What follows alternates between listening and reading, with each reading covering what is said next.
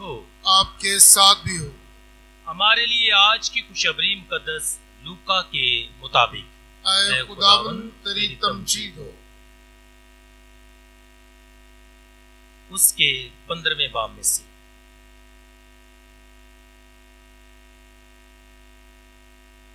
उस वक्त महसल और गुनाहगार यीशु के पास आए ताकि उसकी सुने, और फरीसी और फकीर यूं कहते हुए इतराज करते थे कि ये गुनाहगारों से मिलता और उनके साथ खाना खाता है।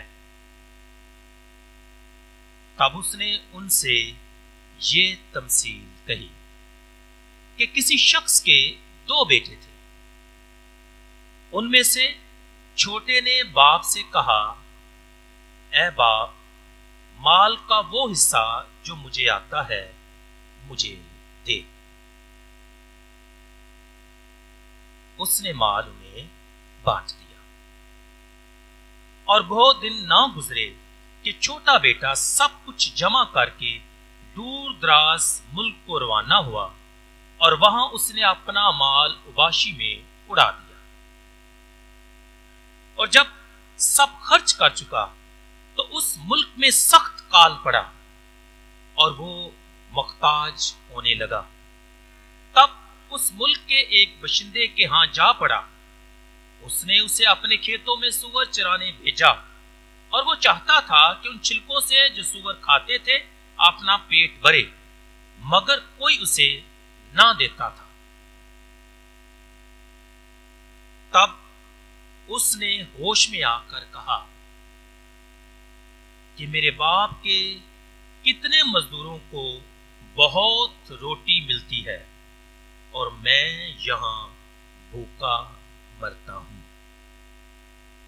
मैं उठकर अपने बाप के पास जाऊंगा और उससे कहूंगा कि ऐ बाप, मैंने आसमान का और तेरी नजर में गुनाह किया है और अब इस लायक नहीं रहा कि फिर तेरा बेटा कहलाऊं।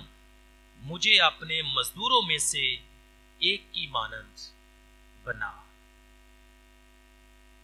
और उठकर वो अपने बाप के पास चला, और अभी वो दूर ही था कि उसको देखकर उसके बाप को तरस आया, और दौड़कर उसे गले लगा लिया और मकर्रन चूमा।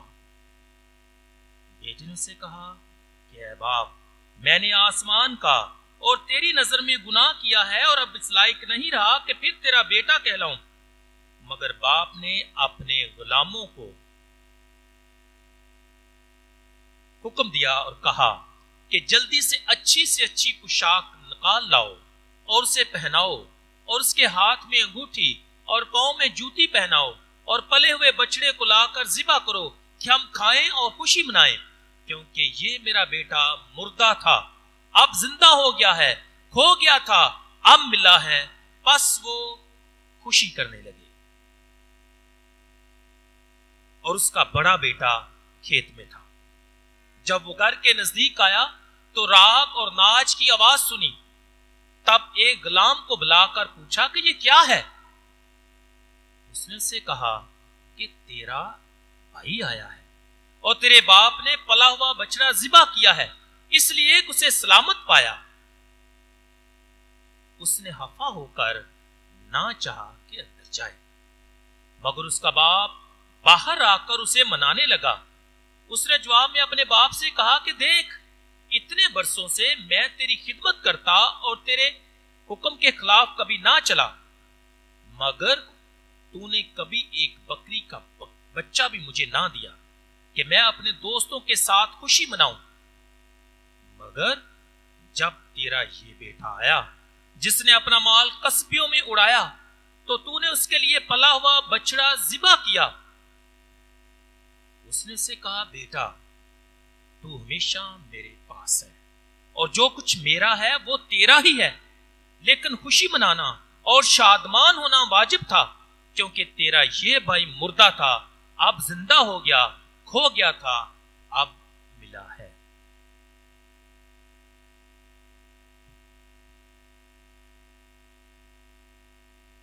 इंजील पाक के वसीले से हमारी खताएं माफ की जाए। ऐ मसीह तेरी सताइश हो।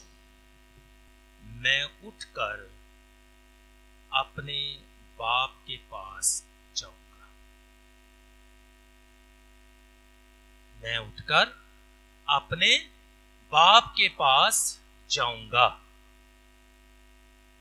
और उससे कहूंगा कि ऐ बाप, मैंने आसमान का और तेरी नजर में गुनाह किया है और अब इस लायक नहीं रहा कि फिर तेरा बेटा कहलाऊं। मुझे अपने मजदूरों में से एक की मानद बना। मैं उठकर अपने बाप के पास जाऊंगा। इसी खुदाम मेरे अज़ीज़ों, हमारी आज की ये मरकजी आयत है, लेकिन मैं ये महसूस करता हूं कि ये हमारी जिंदगी की अक्कासी भी करती है, और खास तौर पर उस शख्स की जो गुनाह की वजह से बाप से भी दूर है,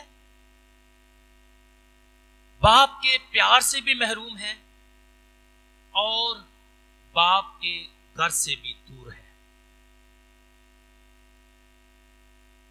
लेकिन ये कितनी खुशी की बात है कि जब हम अपने बाप से, जो हमें प्यार करता है,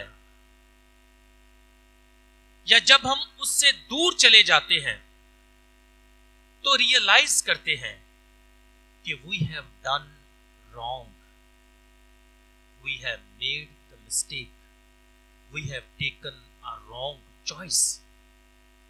और जब इंसान ये रियलाइज कर ले तो यकीनी तौर पर ये खुशी और शादमानी का वक्त है, और इंसान ये सोचे और ये कहे, यानी अपनी गुनाह की हालत से उठकर जब वो ये कहता है कि मैं उठकर अपने बाप के पास जाऊंगा। मैं समझता हूं कि ये आयत, ये अल्फाज जब किसी भी इंसान के दिल से निकलते हैं तो वो रहाई की तरफ बढ़ता है, बाप और खुदा के रहम को पा लेता है और उस घर में वापस आ जाता है जिसको वो नादानी की वजह से छोड़ चुका होता है। मैं उठकर अपने बाप के पास जाऊंगा।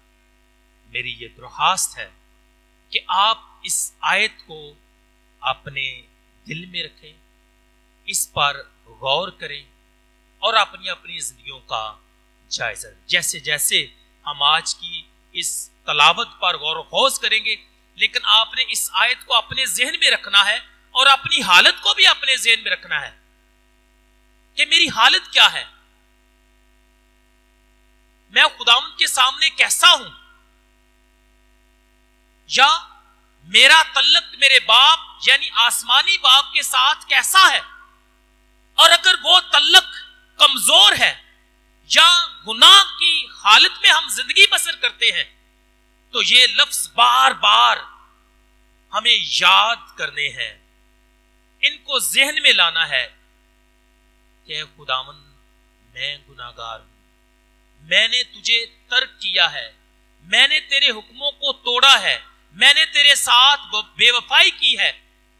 मैं अब उठकर अपने बाप के पास जाऊंगा। अजीज मोमिनीन, रोजों के दौरान आज चौथा इतवार है और आज का जो इतवार है शादमानी और खुशी का इतवार कहलाता। शादमानी है, खुशी है। और इस इतवार जो बड़े मौजू हमारे सामने आते हैं, ध्यान से सुनना है, एक एक लफ्ज जो है बड़ा कीमती है और उस पर गौर करने की जरूरत है। आज की तमसील और आज का पूरा पाकलाम जब हम इस पर गौर करते हैं तो तीन बड़े मौजुआत हमारे सामने आते हैं। वो तीन बड़े मौजुआत क्या है? पहला, खो जाना, भटक जाना, दूर चले जाना, खुदा से दूरी इख्तियार करना। तो पहला मौजू है खो जाना। बेटा क्या हो गया था? खो गया था। दूसरा मौजू, खोए जाने के बाद पा लेना, हासिल कर लेना। बेटा जो खो गया था, बाप ने उसे क्या किया? पा लिया। तीसरा मौजू जो है वो है खुशी मनाना। जब बाप ने अपने बेटे को सही सलामत पाया, जो मुर्दा था जो अब जिंदा हो गया, जब उसने उसको देखा तो बाप कहता है कि आओ हम खाएं और खुशी मनाएं, क्योंकि मेरा ये बेटा क्या था? मुर्दा था, अब जिंदा हो गया है। ये तीन बड़े मौजूआत हैं और बड़े खास हैं। खो जाना, वापस आना, पा लेना और पाए जाने के बाद खुशी में शामिल। मसीह में मेरे अज़ीज़ों,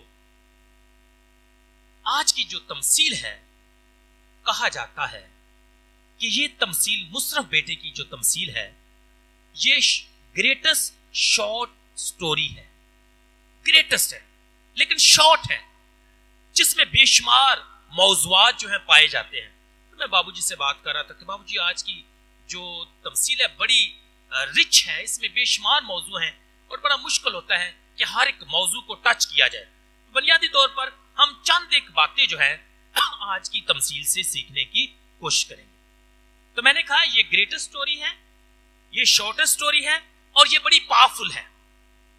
अब याद रखें कि मुकद्दस लूका की इंजील उसका 15वां बाब जो है बड़ा मरकजी है। इस बाब को, 15वें बाब को हम गॉस्पल ऑफ द गॉस्पल्स के नाम से भी जानते हैं। यानी ये तमसील और ये बाब जो है अनाजील की अंजील भी कहा गया है इसको। यानी इसमें फुल गॉस्पल मैसेज पाया जाता है, खुशखबरी पाई जाती है, शादमानी पाई जाती है, बाप का रहम और प्यार जो है वो पाया जाता है। तो इसलिए इसे हम कहते हैं गॉस्पल ऑफ द गॉस्पल्स, अनाजील की अंजील। उसी में मेरे से तो क्यों इसको अनाजील की अंजील कहा जाता है? क्योंकि इसमें तीन बड़ी तमसीलें हैं और उन तीनों तमसीलों में खोया जाना, पाया जाना और खुशी मनाना, ये तीनों मौजू है जो पाए जाते हैं। और आपको याद होगा, जल्दी में हम बात करेंगे कि इस बाब में खोई हुई भेड़ की तमसील है, ऐसा ही है। इसके बाद इसी बाब में खोए हुए दिरहम की तमसील है और इसी बाब में खोए हुए बेटे की तमसील है। और इन तीनों तमसीलों में पहले जिस तरह मैंने कहा खोया जाना ये नजर आता है, उसके बाद हासिल कर लेना वो पाया जाता है और उसके बाद खुशी का जो मौका है या खुशी का जो माहौल है उसके बारे में हम देखते हैं। अब जो मुशर्रफ बेटे की तमसील है, इसके पस मंजर को समझना बहुत जरूरी है। जब हम इसके पस मंजर को समझेंगे तो हमारे लिए आसान होगा इस तमसील को समझना। इसका पस मंजर क्या है? बड़ा सादा है लेकिन थोड़ा सा इस पर ध्यान देने की जरूरत है। आज की जो पहली 3 आयात है, दर हकीकत आज की तमसील का ये पस मंजर है, किस कॉन्टेक्स्ट में ये तमसील और बाकी दोनों तमसीलें जो हैं वो बयान की गई हैं। मैं दोबारा से पढ़ता हूं, लिखा है उस वक्त महसल और गुनाहगार यसू के पास आए। कौन आए जी? महसल और गुनाहगार। अब जब महसल और गुनाहगार यसू के पास आते हैं और फरीसी और फकी इतराज करते हैं कि ये गुनाहगारों से मिलता है और उनके साथ खाना खाता है, ये इतराज है, ये मसला है, ये ऑब्जेक्शन है। फकी और फरीसी नापसंद करते हैं कि वो जो खोए हुओं को ढूंढने आया है वो खोए हुओं के पास ना आ जाए। कितनी अजीब और हैरतंगेज बात है। चिरवाहा, हमारा अच्छा चिरवाहा जो हमारे लिए अपनी जान तक देता है, उसके आने का मकसद क्या है? कि खोई हुई को ढूंढना, उसे बचाना, उसे वापस लाना, जिंदगी देना और उसे अपने पास बुलाना। अब वो चिरवाहा जब अपने चिरवाहे होने की जिम्मेदारी को पूरा करता है, वो गुनाहगारों से मिलता है, उनसे गुफ्तगू करता है, ज़ियाफत में शरीक होता है, तो ये लोग यानी फकी और फरीसी क्या करते हैं? इतराज करते हैं। और इस कॉन्टेक्स्ट में मसीह खुदावंद आज की ये तमसील जो है उसे बयान करता है। लिखा है कि ये गुनाहगारों से मिलता और उनके साथ खाना खाता है, तब उसने उनसे ये तमसील कही। और तमसील क्या थी? किसी शख्स के दो बेटे थे। वैसे जो बाइबल के आलम है वो मुसर बेटे की तमसील भी कहते हैं, खोए हुए बेटे की तमसील भी कहते हैं, लेकिन वो खोए हुए बेटों की तमसील जो है उसको भी, इस तमसील को ये भी कहते हैं। बहरहाल अब हम इस तमसील पर गौर खोज करेंगे। मैंने कहा इसका पस मंजर फकीयों और फरीसियों का इतराज है, और बुनियादी तौर पर उनका इतराज क्या है कि ये गुनाहगारों से क्यों मिलता है। क्यों? क्योंकि गुनाहगार जो है खुदा की रहमत, खुदा के प्यार, मेहरबानी और शफकत से बाहर है। They are rejected, they are outcast, they are outsider, therefore they have no right to come in, they should remain outside. वो नापाक है और उनको बाहर ही रहना चाहिए, ये उनका मसला है। लेकिन खुदावंद हरगिज ऐसा नहीं चाहता, और इसी वजह से उसने आज की तमसील को बयान किया। तो जब हम आज की तमसील पर गौर करते हैं तो सबसे पहली बात है, लिखा है एक शख्स के दो बेटे थे। अब उनमें से छोटे ने बाप से कहा, ऐ बाप, माल का वो हिस्सा जो मुझे आता है मुझे दे। जो हिस्सा मुझे आता है मुझे दे। याद रखें, ये रिक्वेस्ट जो है, ये दरख्वास्त है छोटे बेटे की जो है, ये बड़ी अजीब सी है। ये हार्ड भी है, ये हाश भी है, ये शॉकिंग भी है, और इसमें सेल्फिशनेस का जो एलिमेंट है वो भी पाया जाता है। उसने बाप से कहा कि जो मेरा हिस्सा है क्या कर मुझे दे। मुझे किसी की परवाह नहीं, मुझे तेरी जिंदगी की परवाह नहीं, मुझे तेरी इज्जत की परवाह नहीं, मुझे मेरे भाई की परवाह नहीं, मुझे जो मेरा है मुझे दे। हालांकि ये वक्त नहीं कि वो बाप से हिस्सा मांगे। जनरली ये वक्त नहीं है, आमतौर पर ये रिवायत भी नहीं है। अगर हम लीगल पोजीशन भी देखें और मॉरल पोजीशन भी देखें, दोनों तरह से ये बात जायज नहीं थी। ये दरख्वास्त जो है ये काबिले इसको देखने, ये दरख्वास्त जो है ये करने वाली नहीं थी, क्योंकि उसको ये नहीं कहना चाहिए था कि मेरा हिस्सा दे। मतलब ये है कि जब वो ऐसा करता है या हिस्सा मांगता है तो हकीकत बाप को एक तरह से डिसहार्ट भी करता है, उसे शर्मिंदा भी करता है। वो बाप की जिम्मेदारी बुढ़ापे में लेने से इनकार भी करता है। ये एक गैर रवायती अमल है, ये एक अच्छी दरख्वास्त नहीं है। लेकिन बाप है और वो हम में से हर एक को आजाद करता है, आजादी देता है। और इस बाप ने भी ऐसे किया। बेटे ने मांगा और बाप ने दे दिया, without any question and without any hesitation.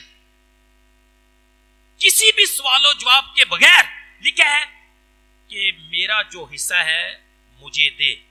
और नेक्स्ट छोटी सी आयत है बट वेरी पावरफुल, लिखा है उसने माल उन्हें बांट दिया। देखो, बाप तो हमें हमेशा खुशी रखना चाहता है, कई दफा उसमें हमारा बड़ा नुकसान होता है, लेकिन बाप ने बेटे की खुशी के लिए, उसकी मर्जी को पूरा करने के लिए क्या किया? उसने माल बांट दिया। बेटा जो है माल लेता है, सब कुछ जमा करता है। वो लिखा है कि दूर दराज मुल्क को रवाना हो जाता है। बेटे का दूर चले जाना इंडिकेट करता है separation from the fathers house, separation from father. बेटे का दूर चला जाना सारों और पेन को भी जाहिर करता है। बेटे का दूर चला जाना सफरिंग को भी जाहिर करता है। बेटे का दूर चला जाना आउटसाइडर होने को भी जाहिर करता है। बेटे का दूर चला जाना no home, no help, no hope को भी जाहिर करता है कि वो दूर चला जाता है। बाप से दूर चले जाना कट ऑफ हो जाना। और कट ऑफ होना what does it mean? Person without life, person without hope, person without home. और बेटा यही डिसाइड करता है, उसे यही अच्छा लगता है। लिखा है कि बेटा सब कुछ जमा करता है और दूर चला जाता है, डिस्कनेक्ट कर लेता है। मैं किसी जगह पर विजिट कर रहा था तो मैंने किसी नौजवान से पूछा कि आप चर्च आते हो? उसने कहा फादर जी नहीं। मैंने दूसरा सवाल हिचकिचाते हुए किया, करना तो नहीं चाहते लेकिन मैंने पूछ लिया। मैंने कहा कितने साल हो गए? तो पता नहीं फादर जी। मैंने उसको तीसरा सवाल किया, मैंने कहा कि आप खुदावन से डिस्कनेक्ट होकर कैसे जी लेते हैं? मैंने उससे सवाल किया क्या आप अपने बाप से, अपने बाप के घर से डिस्कनेक्ट होकर कैसे जी सकते हैं? और उस नौजवान ने सोचना शुरू कर दिया कि डिस्कनेक्ट होकर आप जी नहीं पाते। आप कई दफा समझते हैं कि मैं इंडिपेंडेंट जिंदगी जी सकता हूं, मेरे पास पैसा है, मेरे पास पावर है, मेरे पास स्ट्रेंथ है, मैं जवान हूं, अब मैं अकेला जी सकता हूं। लेकिन याद रखें, डिस्कनेक्ट होना दर हकीकत मौत को आवाज देना है, जिंदगी से बेदखल हो जाना है, बाप की मोहब्बत से दूर चले जाना है। डिस्कनेक्ट होना, याद रखें, जो लोग खुदा के घर से या खुदा से डिस्कनेक्ट हो जाते हैं वो लाइफलेस होते हैं, उनमें जान नहीं होती। वो जिंदा होते हैं लेकिन बेजान होते हैं, वो मुर्दा होते हैं। उस बेटे की तरह जिसने अपने बाप से दूरी इख्तियार की, डिस्कनेक्ट हो गया। और मैं समझता हूं आज के दौर में डिस्कनेक्टिविटी जो है वो बहुत आम है। हम डिस्कनेक्ट हो जाते हैं। एक मिनट, फादर ने हमारी बात नहीं सुनी, चर्च आना छोड़ देता। भाई ये आपका फादर का नहीं चर्च है। मैं कभी कभी बड़ा हैरान होता हूं और मैं इसका जवाब देता हूं जब लोग कहते हैं फादर क्लारेंस, मैं कहता no it's not my church, it is your father's house. आमतौर पर लोग जो कहते हैं पादरी भोले दा चर्च, पादरी फलाने दा चर्च, पादरी फलाने दा, भाई नहीं, ये चर्च ये खुदा का घर है और खुदा हमारा बाप है, तो हम उसके बच्चे जो हैं अपने बाप के घर में आते हैं। इसलिए एमसी में मेरे अज़ीज़ों इस बात को याद रखना है कि डिस्कनेक्ट होना दर हकीकत मौत को आवाज देना है, जिंदगी की नफी करना है, मोहब्बत का इनकार करना है, बाप की आगोश से दूर चले जाना है। इसलिए कभी डिस्कनेक्ट नहीं होना। कोई भी आ जाए, आज मैं हूं कल कोई और होगा, लेकिन आपने बाप से और बाप के घर से कभी भी डिस्कनेक्ट नहीं होना। ये मेरा चैलेंज भी है, ये मेरी दावत भी है, ये मेरी रिक्वेस्ट भी है और ये मेरी ख्वाहिश भी है। कभी भी बाप के घर से दूर नहीं जाना। दूर जाओगे तो मर जाओगे। अब बेटा दूर चला जाता है, होता क्या है? बाप ते बाप ही होता है। फिर तो पता ही है, ऐसे ही ना, जब सब कुछ खर्च करता है, अय्याशी में सब कुछ बर्बाद कर देता है, जब मरने लगता है, जब भूख लगती है, जब प्यास लगती है, जब बेयारो मददगार हो जाता है, जब छत नहीं रहती, तो केड़ा याद आंदा है? फिर प्यो, बाप। लेकिन मैं खुश हूं, कम से कम उसे बाप याद आ गया। ये अच्छी बात है ना कि कम से कम उसे लो लगी है लेकिन बाप याद आ गया। अब वो बाप को याद करता है, उसकी मोहब्बत को याद करता है, उस घर को याद करता है और कहता है कि मेरे बाप के घर में बेशुमार मुलाजिम है, नौकर हैं और उनको वाफर मुकदार में क्या मिलता है? खाना मिलता है, और मैं क्या हूं? यहां भूखा मरता हूं। और सबसे पावरफुल आयत जो मेरी पसंदीदा है, जिससे मैंने आज कलाम का आगाज भी किया है, वो ये है कि जब वो ये सब कुछ सोचता है कि मैंने गुनाह किया है, मैंने बाप से दूरी इख्तियार की है, मैं बाप से डिस्कनेक्ट हो गया हूं, मैंने बाप के हुक्मों को पूरा नहीं किया, मैंने बाप के दिल को तोड़ा है। और कहता है आई हैव डन रॉन्ग, मैंने गुनाह किया है। और लिखा है मैं जाकर कहूंगा ए बाप, मैंने आसमान का और तेरी नजर में क्या किया है, गुनाह किया है, और अब इस लायक नहीं रहा कि तेरा बेटा कहलाऊं। और उससे पहले लिखा है मैं उठकर अपने बाप के पास जाऊंगा। बाप की तरफ उठकर जाना उम्मीद और जिंदगी की अलामत है। ये पशेमान होने का निशान है। ये तौबा का पहला स्टेप है, उठना, पशेमान होना, दुखी होना, रिग्रेट करना, और ये कहना कि मैं उठकर किसके पास जाऊंगा, अपने बाप के। याद आया अपना बाप, मैं उठकर किसके पास जाऊंगा, अपने बाप के पास जाऊंगा और उससे कहूंगा कि माफ कर दे, गलती हो गई, तेनू छड़ के जाना मेरा राइट डिसीजन नहीं सी, I am sorry, I have done wrong, please मुझे माफ कर दो, मुझे बख्श दो, मैं इस लायक नहीं कि फिर से तेरा बेटा कहलाऊं, लेकिन मुझे कम से कम मजदूरों में से एक की मानद जान। मैं समझता हूं कि अगर किसी भी इंसान, किसी भी गुनाहगार की जिंदगी में ये लम्हात आ जाए, तो मैं कहता हूं कि ये पुरफजल लम्हात है, जब इंसान अपने गुनाहों पर पछताए और वापसी का रास्ता इख्तियार करे, बाप की तरफ लौटे। ये बड़े ग्रेसफुल मोमेंट्स होते हैं। खुदा करे कि ये मोमेंट सारी गुनाहगार की जिंदगी में आए और वो ये कहे कि मैंने गुनाह किया है, मैंने बाप का दिल तोड़ा है, मैंने बाप के घर को छोड़ा है, मैंने उसके हुक्मों को तोड़ा है, मैं उठकर अपने बाप के पास जाऊंगा। And what he has done, he did that. लिखा है और वो उठकर अपने बाप के पास चला। Beautiful, beautiful, wonderful. उठकर बाप के पास चला। अब देखें, जब वो दूर ही था तो लिखा है कि बाप को उस पर तरस आता है।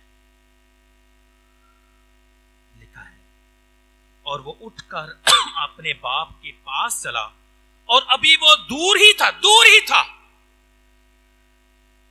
उसके बाप ने उसे देखकर उस पर तरस खाया। और 3-4 जो फेल हैं उनका जिक्र किया गया है। लिखा है कि जब उसने दूर से देखा तो क्या होता है, बाप तरस खाता है, बाप दौड़ता है, बाप उसे गले लगाता है और बाप उसे बार बार चूमता है। पॉइंट टू बी नोटेड, बाप ने कोई सवाल नहीं किया, कोई तफसील नहीं पूछी, यह भी नहीं पूछा कि तूने क्या किया, कहां रहा, किसके साथ था, पैसा किधर है, अब वापस क्या लेने आया है। सवाल करना हक बनता था ना, भाई ओन किधर, पैसा किथे, मालो दौलत किधर है, अब तेरा इस घर में कुछ भी नहीं, क्योंकि तू अपना हिस्सा ले चुका है। You have nothing to do with us. इस घर के साथ अब तेरा कोई तल्लक नहीं रहा, यू हैव डिस्कनेक्टेड योरसेल्फ। लेकिन बाप बाप है, और यही खूबसूरत बाप की बात है। बाप रहीम है, बाप मेहरबान है, बाप मोहब्बत करता है, बाप चरवाहा है, और वो चरवाहा एक भी भेड़ को नहीं चाहता कि वो हलाक हो, वो हमारी वापसी का मुंतजिर होता है। और बाप ने भी ऐसे ही किया, जब दूर से देखा तो तरस खाता है, दौड़ता है, गले लगाता है, चूमता है। अब आपको मालूम होना चाहिए, this son had great reception. इस्तकबाल होता है ना, कभी कभी जब बड़े प्रोग्राम्स होते हैं, इस्तकबालिया होता है ना, तो इसका बड़ा इस्तकबालिया है, छोटा मोटा नहीं। लाओ जी जानवर ज़बा करो, लाओ जी खाइए पिए, पोशाक दो, अंगूठी दो, भाई जश्न है। देखो खुदा की मेहरबानी, खुदा का प्यार, वो हमारी हर खता को, हर गलती हर गुनाह को 1 मिनट च भूल जाता है। उसने कोई सवाल नहीं किया, बल्कि उसको क्या किया, गुड रिसेप्शन दी है। गुड रिसेप्शन नहीं बल्कि गुड रेस्टोरेशन भी है, बहाली भी है। उसे उसी रुतबे पर बेटे होने के मकाम पर उसने क्या किया है, बहाल कर दिया है। 2 लफ्ज इंपॉर्टेंट है, good reception, happy reception and good restoration, बहाल हो गया। और बाप क्या कहता है, हम खाएं। इना जानवर ज़बह किया है तब खाने की भी जरूरत है। हम खाएं और खुशी मनाएं, बस वो खुशी करने लगे। बाप के लिए that was more than enough कि उसका बेटा वापस आ गया। वो कोई सवाल नहीं करता, कोई बात नहीं पूछता, बल्कि बेटे के आने पर शादमान होता है। ना सिर्फ खुद होता है बल्कि दूसरों को भी उस खुशी में शामिल करता है। जिस तरह के बाकी तमासील में कहा गया है कि आओ मेरे साथ क्या करो, खुशी करो। मैंने दिरहम को ढूंढ लिया है, मैंने खोई भेड़ को पा लिया है, मैंने खोए हुए बेटे को पा लिया है। आओ खाएं और मिलकर क्या करें, खुशी करें। अब तमसील का दूसरा हिस्सा जो सैडेस्ट पास्ट है वो भी शुरू होता है। जब खुशी है, शादमानी है, और बड़ा बेटा जो है वो इस शादमानी और खुशी में शरीक नहीं होता। और फरीसी और फकीह यूं कहते हुए इतराज करते थे कि ये गुनाहगारों से मिलता और उनके साथ खाना खाता है। That is the context. बड़ा बेटा फकीयों और फरीसियों की तरह इतराज करता है कि तेरा ये बेटा अब वापस आ गया है, जिसने अपना माल कस्बियों में उड़ा दिया है। तूने उसे कबूल किया है, तूने उसका अच्छा शानदार इस्तेमाल किया है, तूने उसको रिस्टोर कर दिया है। ये तो अच्छी बात नहीं है। मुझे ए बाप, मुझे तुम्हारा ये रवैया पसंद नहीं है। ए बाप, मुझे तेरी रहमदिली पर इतराज है। बड़ा बेटा ना सिर्फ रिएक्ट करता है बल्कि रिजेक्ट भी करता है। इस सारी सूरत हाल को रिएक्ट करता है। क्या रिएक्ट करता है, घर के अंदर नहीं आता। रिजेक्ट क्या करता है कि इसने सब कुछ क्या किया, अपना माल जो है खर्च कर दिया। अब इसको तुमने घर में क्यों कबूल किया है। सब पार्टी में, शादमानी में शामिल हैं, लेकिन ये बड़ा बेटा क्या है, उदास है, सैड है, इतराज करता है कि ये गुनाहगारों से क्यों मिलता है। बाप क्यों खुश होता है। याद रखें, खुशी की वजह यह है, the lost people matter to God. खोए हुए खुदा के लिए अहम है, खोए हुए उसके दिल के करीब हैं, और खोए हुओं को खुदावंद अजीज जानता है, और उनको पा लेने के बाद वो खुश होता है और शादमान होता है। और मसीह में मेरे अजीजों, लेकिन ये बड़ा बेटा जो है फकीयों और फरीसियों की मानद गुनाहगार की वापसी पर खुश नहीं होता। ये कहां होता है, आउटसाइड, अगेन आउटसाइड, घर से बाहर। और बाप जो है थकता नहीं है, कदी ओनू मनांदा है, कदी ओनू मनांदा है। एक आया, उसे अपना लिया। अब बड़ा जो है वो इतराज करता है, रुस के बाहर टोर गया। बाप जो है उसे भी मनाने के लिए जाता है। He is equal for everyone. बेटा जो आउटसाइडर बन जाता है, इनसाइडर होते हुए भी जो कुछ मेरा है वो सब तेरा है, ये जानते हुए भी वो क्या कहता है, बाहर रहना पसंद करता है। आउटसाइडर। बाप 2 दफा बाहर जाता है, एक दफा छोटे बेटे की बारी और दूसरा बड़े बेटे की बारी। मसीह में मेरे अज़ीज़ों, हमें मालूम नहीं कि बड़ा बेटा घर वापस आता है या नहीं, या फकीयों और फरीसियों की तरह अपने दिल को सख्त किए रखता है। वी डू नॉट नो, हमें इस बात का इल्म नहीं है। लेकिन आज की तमसील जो है हमारे सामने 3 बुनियादी नकात जो है वो रखती है। पहला, गुनाह की हालत में जब इंसान गिर जाए तो जरूर है कि वो होश में आए। होश में आना, उठना, बाप की तरफ बढ़ना, बाप के रहम, मोहब्बत और मुआफी पर इत्मीनान है। ये बड़ा इत्मीनान है।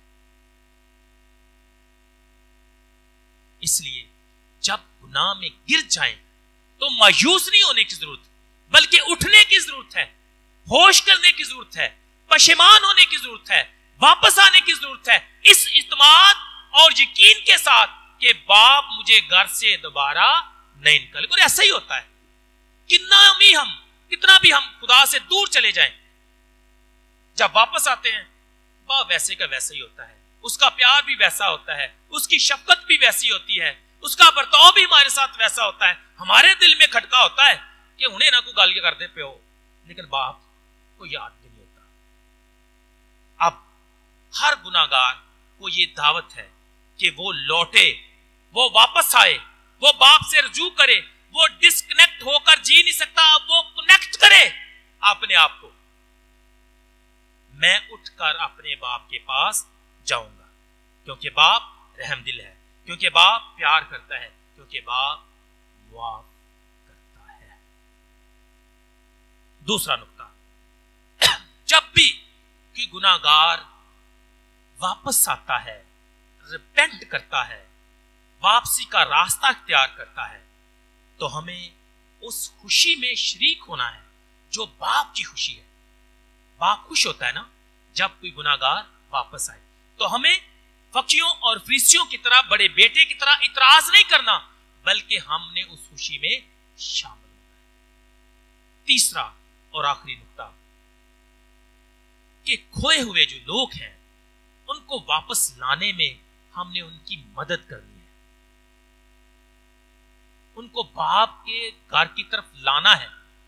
अगर वो बाप के घर का रास्ता भूल चुके हैं तो उनको इंडिकेट करना है कि ये पीको रोड पर है।